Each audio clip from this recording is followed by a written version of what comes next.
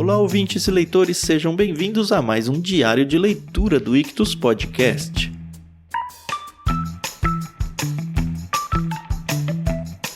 Eu sou o Thiago André Monteiro, @vulgutan, e estou aqui com a Carol Simão pra gente continuar na nossa experiência em Dois Irmãos do Milton Ratum. Tudo bem, Carol? Tudo bem, então. Oi, pessoal, aqui é a Carol Simão. Poxa, eu tenho muita coisa a dizer sobre esse capítulo. Nossa, esse capítulo tem muitos personagens, assim, ele desenvolve muito, cada um praticamente, né? Todos os personagens, ou quase todos. Um capítulo meio longo, mas que capítulo bom, né? Sim. Não, a narrativa do Milton Ratum, ela é fantástica. E, nossa, a gente que mora em São Paulo, quando ele começa a falar de lugares aqui do centro de São Paulo, principalmente, a gente consegue visualizar de um jeito que fica muito verossímil, sabe? E isso eu acho muito legal, porque, diferente de Macunaíma, que teve aquele capítulo que o protagonista ficava pulando de um lado pro outro, e eu falava, não faz sentido, Tan, não faz sentido. Aqui faz super sentido. Super sentido. E a Polly não tá acho que na cidade universitária, né? Acho que ela era no centro de São Paulo ainda. Acho que hoje é a escola de Direito, que fica ali na São Francisco, Sim. Que é no centro de São Paulo. Deve ser por aquelas bandas. Não sabia que a Polly tinha sido lá. A Polly, pra quem não é de São Paulo, é a escola politécnica, tá? Que é onde o Yakub vai estudar. Isso. Mas também eu também não sei, é só um palpite.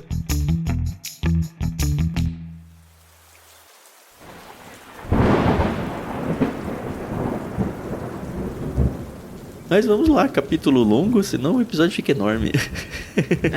Por favor. O capítulo 4, ele começa falando do narrador, né? A gente não tinha muita informação sobre ele, mas a gente é apresentado, apesar de que o nome dele não apareceu ainda, né? É só o narrador. Verdade.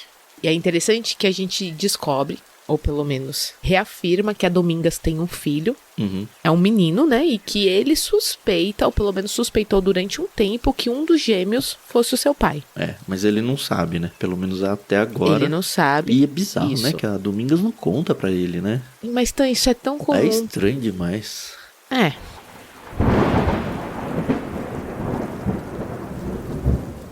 A gente, na verdade, conhece um pouco mais da infância da Domingas, né? Descobre como ela vai parar no orfanato antes de ser adotada pela Zana.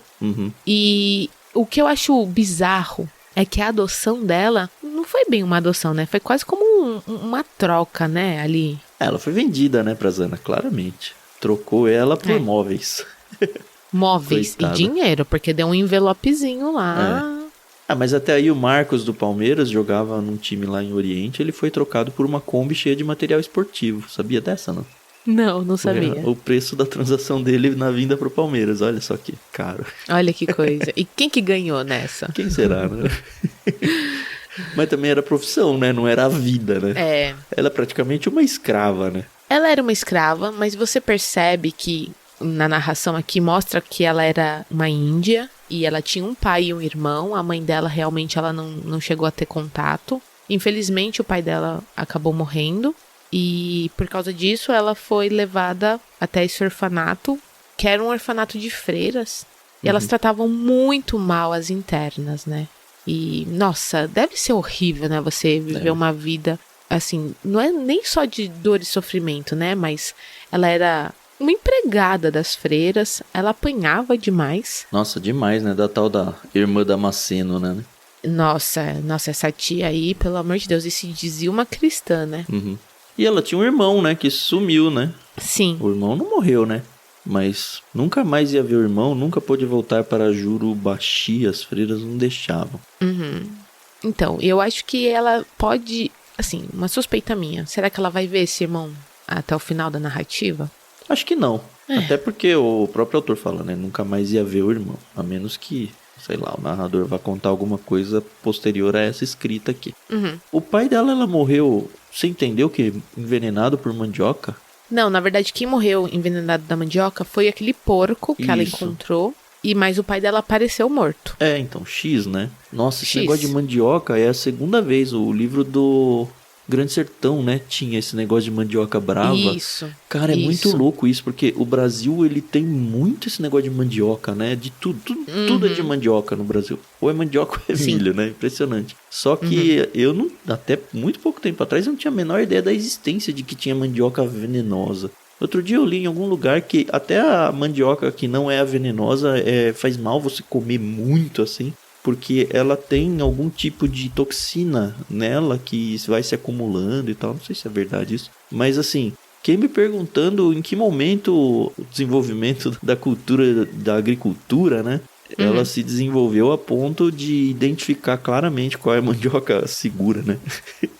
Porque aparentemente não é muito visual a definição. As pessoas tinham muito acidente com isso, meu Deus do céu. Empirismo. É só o que eu posso te dizer. Nossa. Empirismo.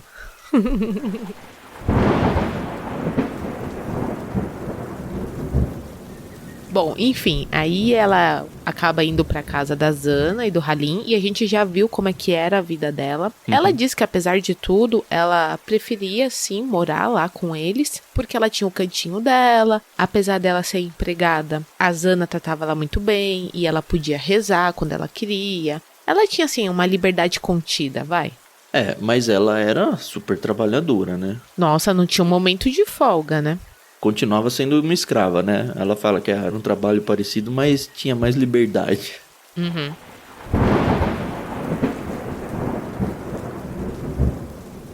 Não, e aí eu acho muito interessante, porque aí ela tem o filho, a gente vê que ele cresce ali no quintal, na casa, que ele também tem uma certa liberdade, mas ele é o filho da empregada, e que depois de uma idade, ali entre os 10, 11 anos, ele começa a receber ordens, né? Ele é o faz tudo da família, né? E não só da família, da vizinhança. Inclusive atrapalha pra caramba os estudos dele, né? Porque as pessoas ficam pedindo favor pra ele durante o tempo de aula. E é um favor que a impressão que dá é que se ele não fizer vai dar ruim, né? Exato. Vai dar ruim, ele não... É aquela coisa de gente rica é snob, né? Ninguém agradece ele por ele estar ali deixando de estudar, porque parece que não é importante por ele ser o filho da empregada, então ele não precisa de estudo, mas você vê que ele se apega exatamente a esse fato, entendeu?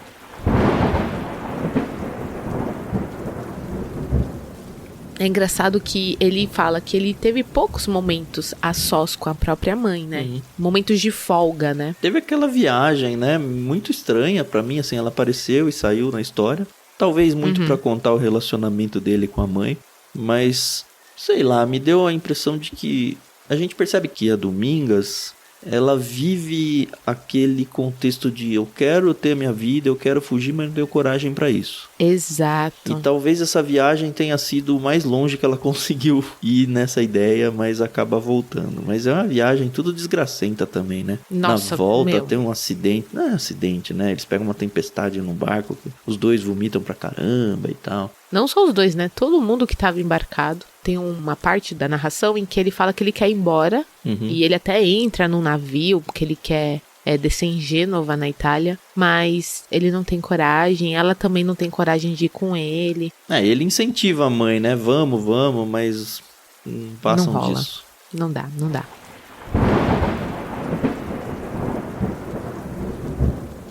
E aí, como você falou, nós somos apresentados... Aliás, não somos apresentados. Nós vemos o desenvolvimento de outros personagens. Dessa vez, ele fala bastante da Hania, que é a irmã caçula, né, dos gêmeos. E que relação mais bizarra que ela tem com o irmão. Acaba sendo com os dois, né?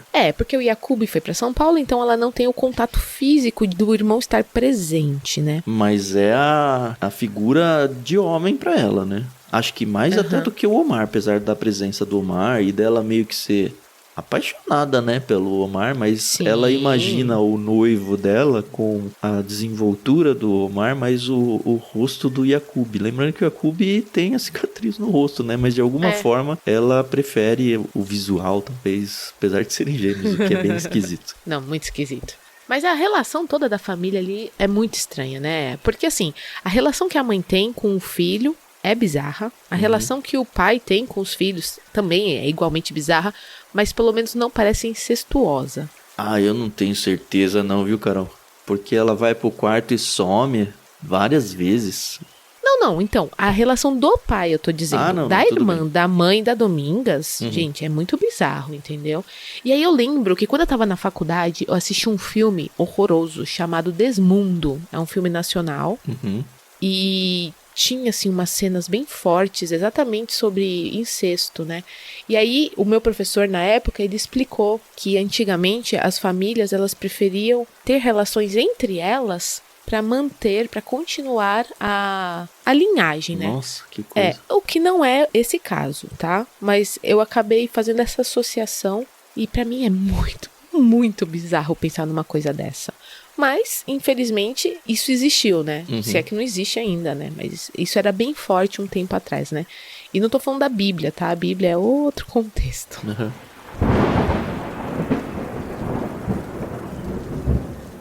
E você pulou duas coisas que eu queria só deixar marcado aqui, Carol. Eu não sei se isso vai ser importante pra história ou não, mas tem duas famílias de vizinhos aí bem interessantes. Uma é a família rica lá, né? Os Reinoso. Sim. Tem a mãe deles lá, a matriarca. Nossa senhora, ela... Assim, ela é super arrogante. Ela é a dona Florinda, né? Do barraco, basicamente.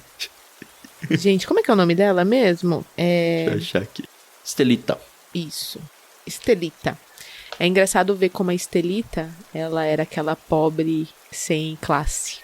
Ela tinha dinheiro, mas ela se apegava muito ao fato dos seus antepassados terem sido pessoas mais importantes. Seu avô, que saiu numa revista norte-americana e que o rei da Bélgica visitou ele e deu joias pra avó. Mas você vê que ela é uma pessoa bem sem classe. O próprio narrador fala, ai gente, aquele cabelo dela, aquela maquiagem derretida. Quando a gente ouvia o salto dela, a gente ouvia ela vindo, né? O barulho do salto, a gente já se escondia. E o caso com o marido dela lá, o Abelardo Reinoso. E na casa dela tinha uma jaula cheia de macaco. E quando ela queria castigar o marido, ela prendia ele nessa jaula sem comida e sem água. Nossa, que realidade, né, cara? Meu Deus. Não, isso é muito louco de verossímil. E aí tinha um outro viúvo que tinha 2 filhas. Esse eu acho que participa um pouco mais da história, né? O seu Talib. Ele tinha 2 filhas super ciumentas, né, dele. Não deixavam ele namorar com ninguém. Só que ele era meio safado, né? Meio? Meio safado? Não, safado por igual. Ainda as filhas pegam ele, né, num caso lá. Dão uma sova nele. Deram uma sova no pai. Nós ouvíamos os urros do viúvo ecoando no quarteirão. Imagina que loucura. E quando me aproximei da casa e o vi deitado na sala, escorjado sobre os braços roliços e rijos das filhas, a voz de súplica repetindo, só estava me divertindo um pouquinho, filhas. Apanhou das 2 feito um condenado. Elas morriam de ciúme, não admitiam vê-lo perto de uma mulher. Sabe o que eu percebo? Lembrando que o Milton Ratum, ele é descendente de libaneses, né? Eu fico pensando, será que isso é uma característica das mulheres libanesas? Eu não sei, mas a Zana é isso também, né? Então, a Zana, essa própria outra aí... E a Rania vai pro mesmo caminho, né? Então, a única coisa que a Zana não bate no marido, né? Mas de resto, é ela que manda na casa. E, enfim, né? Manda e desmanda.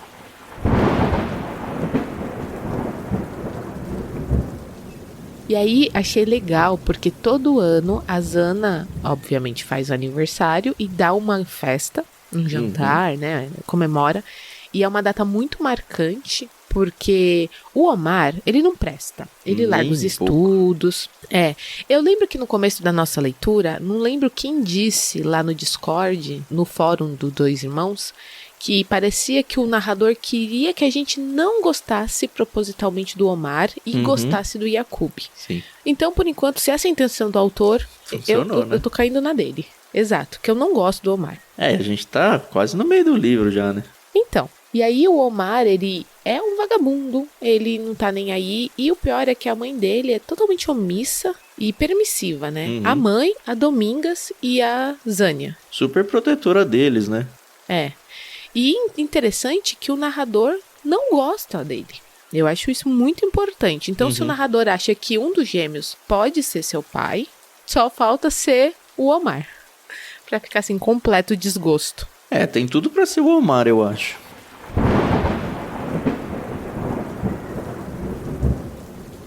E aí a gente vê que a relação que o narrador tem com Halim é mais ou menos a relação que o Omar queria ter com o pai. Então, a gente vai vendo aqui que ele apronta, que ele tá ali com uma namorada e outra, e papapi, papapá. E ele sempre quer que o pai apareça. O Omar, né? Não o narrador. Isso, o Omar.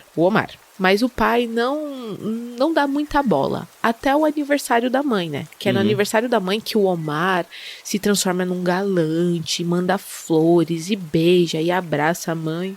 O aniversário da mãe, ele é importante para esse capítulo porque ele apresenta muito bem 2 personagens.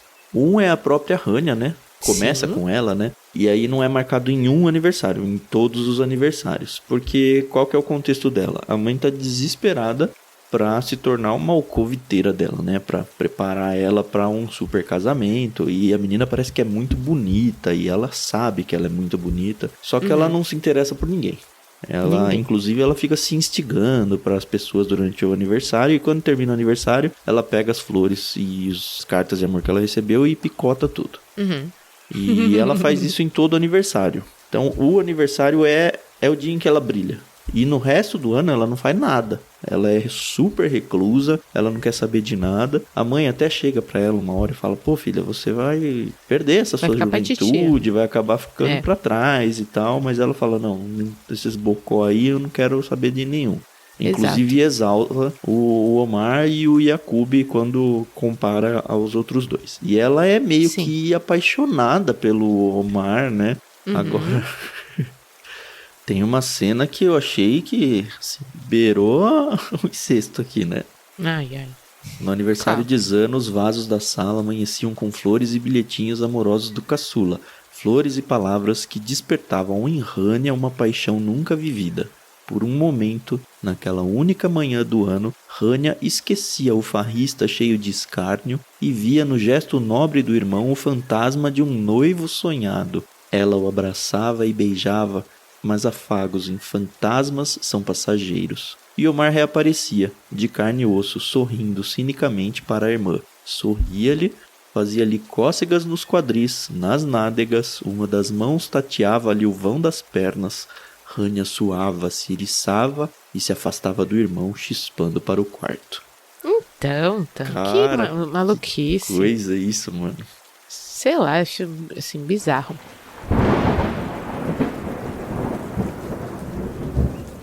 E a gente vê que ela se torna uma mulher de negócios, né? Que ela pede pra trabalhar na loja do pai. O pai permite. Super bem sucedida nisso, né?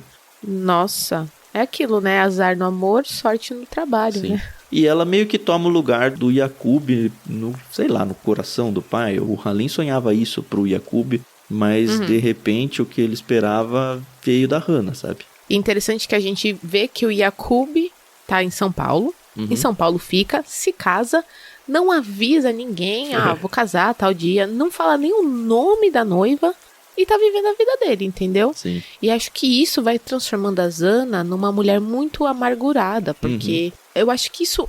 Acho não, assim, fica visível que isso vai empurrando ela mais pro Omar, entendeu? Pra relação que ela tem, porque ela começa a projetar no filho o outro, né? Então, sei lá, assim, é uma impressão que eu tive. Não, é total. Aliás, o narrador, ele é apaixonado pela Rania também, né? Rania causava arrepios no meu corpo quase adolescente. Ela tinha gana de beijar e morder aqueles lábios. Esperava com ânsia o abraço apertado do aniversário, né? O único do ano. A espera era uma tortura. E aí ela vinha, abraçava, né? Então a sonsa se acercava de mim, me dava um acocho e eu sentia os peitos dela, apertando meu nariz, sentia o cheiro de jasmim, passava o resto da noite estonteado pelo odor. Quando ela se afastava, alisava meu queixo como se eu tivesse uma barbicha e me beijava os olhos com os lábios cheios de saliva e eu saía correndo pro meu quarto. Cara, você é muito engraçada. É um adolescente, né? Exato. E é engraçado ver, né, como os homens reagem ao que as mulheres não, né? São naturezas diferentes, eu sei.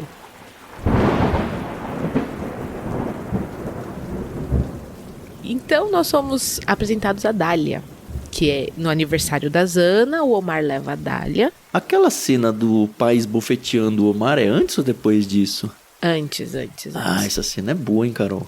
Nessas cenas onde o Omar fica trazendo as mulheres pra casa e tudo mais, ele traz uma menina e, enfim, fazem uma super festa e tal, na casa. Na sala de estar. Dormem pelados na sala. Pelo amor de Deus. O pai chega, pega, espera a menina toda envergonhada ir embora. Cara, aquela hora eu vibrei, viu, cara? Não, também. Porque o pai vem dar uma senhora bofetada na cara do filho. Dessas que incha a cara por mais de dia, assim. Prende ele com uma corrente no cofre e vai embora e larga ele preso 2 dias. Cara, o pior é a reação das mulheres. Putz, cara, a mãe trazendo comidinha, usa até um diminutivo lá naquele texto lá. Na boquinha. Dando comida na boquinha. A Domingas trazendo o pinico pra ele ter onde fazer xixi. E a Rania também mimando ele lá. Putz, cara, nem assim eles resolveram, né? Que família destrambelhada, né? Total. Mas aí sim chega a tal da Dália, né? Conta aí. Isso, que aí na festa de aniversário da Zana, o Omar sempre levava uma mulher, sempre. Ele era um namorador mulherengo, só que a Zana sabia que não era nada sério, porque ele chamava de princesinha, de não sei o que, nunca pelo nome, né? Acontece que nesse ano em questão, ele leva uma mulher mais velha e ele fala, essa aqui é a Dália. E aí, opa, quem conhece um comportamento, né, e se depara com outro, assusta. E ele fica de chamego com essa mulher a noite inteira. E por ela ser mais velha, eu acho que causou assim um pouco de estranheza na galera. Ela também era uma mulher muito bonita, uma mulher muito sensual. Ela dança muitíssimo lá. As filhas também daquele viúvo, as Talib, também fazem uma dança e elas amam dançar. Então assim, se torna quase uma competição entre as mulheres pra ver quem ia ficar ali com o Omar. Como diz o autor, que belo duelo entre Zana e a pretensa nora. E foi mesmo, assim. Foi. E, enfim, depois se descobre que essa Dália, ela é uma mulher, assim, mais vivida, né? Ela não chega a ser uma garota de programa nem nada do tipo, mas ela leva uma vida pouco comum, né? Ela trabalha numa casa de dança lá, quase isso, né? Isso.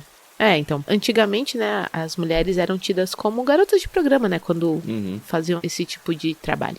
Enfim, e aí, então, se decide que o Omar tem que ir pra São Paulo. É engraçado a carta, né? Então, Zana fez de tudo para convencer o filho doutor a hospedar o filho farrista, abre aspas. Ele quer se enganchar com uma sirigaita da maloca, uma dançarina que se exibiu na noite do meu aniversário. Se ele não passar um tempo em São Paulo, vai abandonar tudo. Os estudos, a casa, a família, escreveu o engenheiro. Como se ele tivesse preocupado com o estudo, a casa e a família, né? Mas assim, exatamente. A resposta do Yacub é sensacional, né? Negou abrigo o irmão. Escreveu pra mãe, eu posso ajudar ele, posso alugar um quartinho de pensão, matricular ele num colégio particular. Ele que encontra o caminho dele, mais longe de mim. Muito longe da minha seara. Não, e assim, fora que o Yacub conhecia o irmão, já estava casado, né? Sabe-se lá o que ele poderia tentar com a própria cunhada. Nossa, nem pensei isso, é verdade, né? Porque o Yacub conseguiu se virar em São Paulo muito bem. Ele pensou, meu irmão pode tanto quanto eu, né?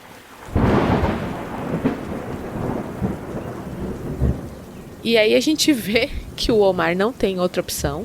Vai pra São Paulo, vai esperneando, batendo o pezinho. Ai, nossa, que dozinha que me deu dele, né? Só que não.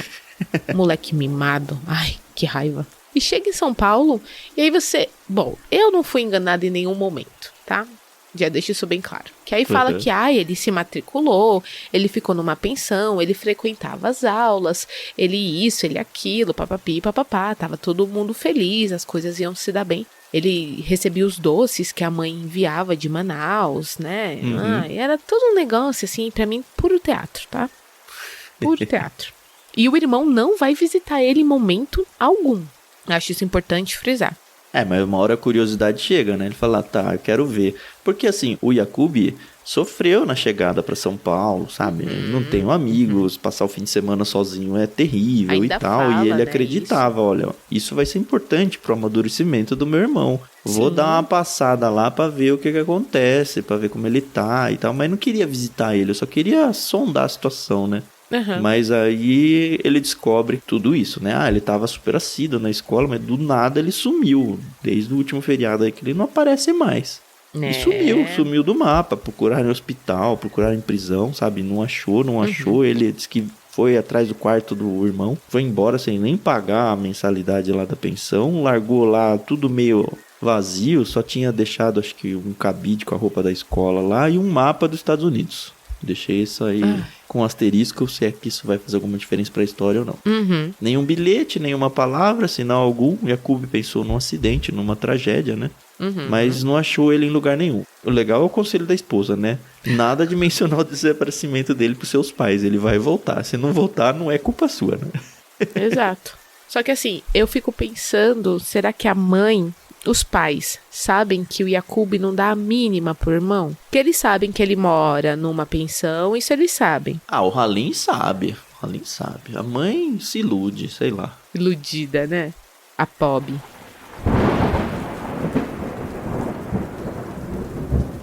Enfim, a gente acaba esse capítulo assim. A gente ainda não sabe o nome do narrador, mas a gente sabe que é um rapaz que tá chegando ali na adolescência. Tanto que ele começou os estudos na escola que o Omar estudava. E ele vê também que ali ele ainda tem uma fama, apesar de já ter largado os estudos. A sombra do Omar tá por ali, né? Exato.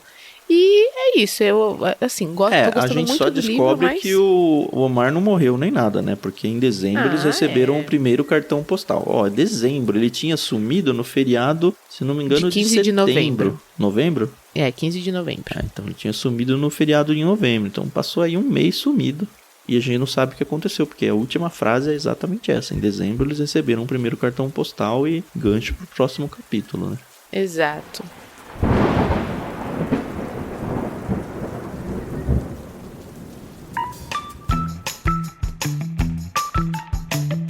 É isso, Tan. Estou ansiosa pra saber, porque eu acho que em algum momento eles vão voltar pra Manaus. Você acha que o Jacob volta também? Eu acho que ele volta com a esposa.